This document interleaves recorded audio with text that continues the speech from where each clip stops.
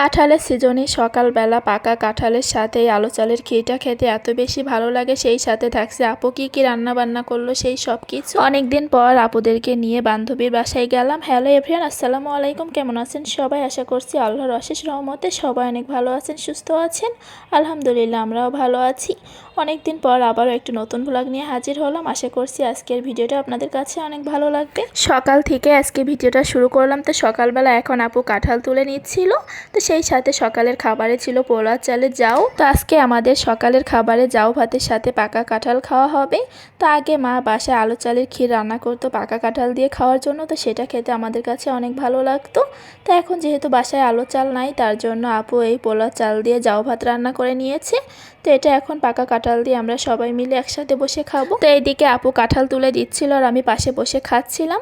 তো বেশ অনেকগুলোই তুলে নিল। তো এত বড় কাঁঠাল তো আর একসাথে খাওয়া হবে না, তাই যতটুকু খাওয়া হবে সেইগুলো তুলে নিয়েছে। সেই সাথে এই বাটিতে আরও কিছু কাঁঠাল তুলে নিচ্ছিল, কারণ আপুদের নিচে যে ভাড়াটিয়া আছে ওনাদেরকে দেওয়ার জন্য। এই কাঁঠালটা আমি আসার দিন নিয়ে আসছিলাম, তো মা পাঠিয়েছিল। এগুলো আমাদের গাছেরই কাঁঠাল।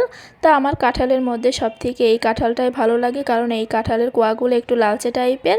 আর কেন জানি এই কাঁঠালটা খেতে আমার কাছে সব থেকে বেশি ভালো লাগে, আর অন্য কাঁঠাল তেমন একটা ভালো লাগে না। আমি যেহেতু দূরে থাকি তার জন্য এই কাঁঠালটা তেমন একটা খাওয়াও হয় না। তো এইদিকে আপুও খাচ্ছিল আর সেই সাথে আমিও খাবো। তো এইদিকে বাবুকেও বলছিলাম খাওয়ার জন্য, কিন্তু সে খাবে না, তাই সে শুধু কাঁঠাল খাচ্ছিল। তো এখন আমিও খেয়ে নিব। তো জাউ ভাতটা এত বেশি গরম ছিল যে হাত দিয়ে ধরা যাচ্ছিল না, তার কারণ আপু রান্না করে দিয়েছে আর আমি গরম গরম অবস্থাতেই চুলা থেকে নামিয়ে নিয়ে আসছি প্লেটে করে।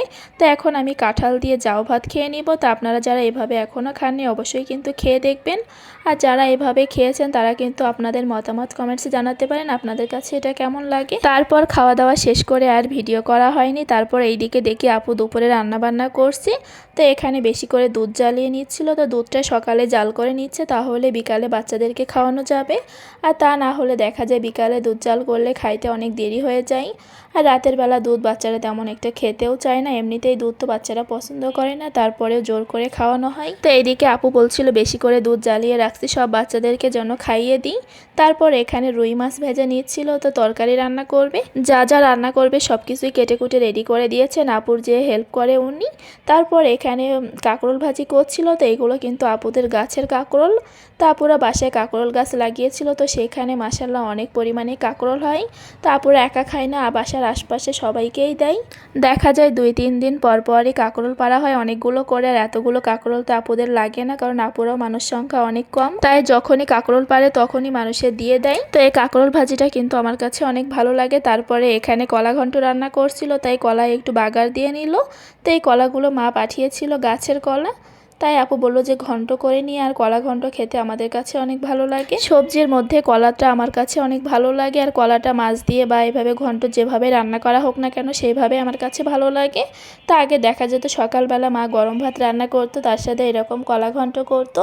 তো সেটা খেতে আমাদের কাছে অনেক ভালো লাগতো, তাই আপু এখানে এই কথাগুলোই বলছিল। এখন আর তেমন একটা খাওয়া হয় না, তা আপু হঠাৎ করে বলছিল কলা ঘন্ট করি, আর এইভাবে তো মা রান্না করে খাওয়া তো অনেক ভালো লাগতো। এইদিকে বেগুনের তরকারিটাও প্রায় রান্না হয়ে যাচ্ছে। যে রুই মাছগুলো ভাজি করে রেখেছিল সেইগুলো দিয়ে বেগুনের তরকারিটা রান্না করছে। পাশের চুলাতে কলা ঘন্টতে ফোড়ন দেওয়ার পর আবারও একটু চুলাতে নাড়াচাড়া করে নিচ্ছে। তো দুপুর হতে যাচ্ছে, এর মাঝে রান্নাবান্নাও হয়ে গিয়েছে। তাই আপু বললো বাচ্চাদেরকে আম কেটে দিতে, আম খেয়ে তারপরে গোছলে পাঠাতে। তাই আমি আবার যে আম কেটে নিয়ে আসি। এখন যে আমগুলো পাওয়া যায় আমগুলো খেতে অনেক বেশি মিষ্টি হয়ে থাকে আর ভালোও লাগে। তো আমার মেয়েও দেখি আম খেতে অনেক পছন্দ করছে, তাই আমি এখন চেষ্টা করছি সিজনাল এই ফ্রুটসগুলোই বেশি করে খাওয়াতে, অন্যান্য ফ্রুটসগুলো একটু কম খাওয়াতে। এইদিকে আজকে আমরা হঠাৎ করেই প্ল্যান করলাম যে আমার বান্ধবীর বাসায় যাব। তো গতকালকে বিকালে যেতে চেয়েছিলাম, কিন্তু সেটা যাওয়া হয়নি। তারপরে বললাম যে আজকেই যাব, তাই দুপুরে খাওয়া দাওয়া করে আসরের সময় বেরিয়ে পড়লাম। তো বাসার নিচে ভ্যানের জন্য ওয়েট করছিলাম। তো এইদিকে তাকিয়ে দেখলাম কাঁকরোল গাছে কিন্তু অনেক ছোট ছোট কাঁকরোল আছে, সেই সাথে নতুন অনেক ফুলও আছে। তো গাছে কিন্তু মাশাআল্লাহ অনেক বেশি কাঁকরোল হচ্ছে। তো সবাই কিন্তু অবশ্যই মাশাআল্লাহ বলে দিবে। তো বাসায় আপুরা এত বেশি সবজি চাষ করছে যে এখন বাজার থেকে তেমন একটা সবজি কেনা হয় না, 2-1টা বাদে, কারণ বেশিরভাগ সবজিগুলো এখন বাসায় হচ্ছে, তার জন্য আর তেমন কিনতে হচ্ছে না। তো ছাদ বাগানে তো অনেক সবজি চাষ করেছেন, সেগুলো তো শেয়ার করেছি। তো নিচে কিন্তু আরও আছে, তো আজকেও কিছুটা দেখিয়ে দিলাম। অল্প জায়গা থাকলেও কিন্তু তার ভিতরে আপনারা এইভাবে সবজি চাষ করে খেতে পারেন। তো আজকের ভিডিওটা আর বেশি বড় করছি না। আল্লাহ হাফেজ।